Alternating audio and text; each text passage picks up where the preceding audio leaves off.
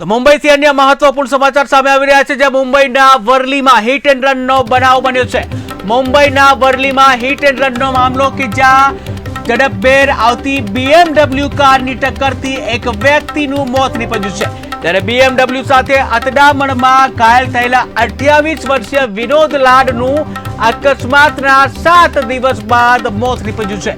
ત્યારે મૃતક વિનોદ કામ પતાવી ઘરે આવી રહ્યો હતો ત્યારે આ ઘટના બની હતી, જ્યાં વર્લી સીલિંક પાસે અબ્દુલ ગફાર ખાન રોડ ઉપર પાછળથી આવતી BMW કારે વિનોદની બાઇકને પાછળથી ટક્કર મારી હતી અને ઘટના સ્થળે નાસી છૂટ્યો હતો। ત્યારે આ અકસ્માતમાં વિનોદને ગંભીર ઈજાઓ થઈ હતી, જ્યાં કાર ચાલક સામે આવી રહ્યો હતો ત્યારે પાછળથી તેને સારવાર માટે નજીકની નાયર હોસ્પિટલમાં દાખલ કરવામાં આવ્યો। ત્યારે હોસ્પિટલમાં વિનોદની સારવાર ચાલુ હતી, જ્યાં સારવાર દરમિયાન વિનોદનું મોત નીપજ્યું છે।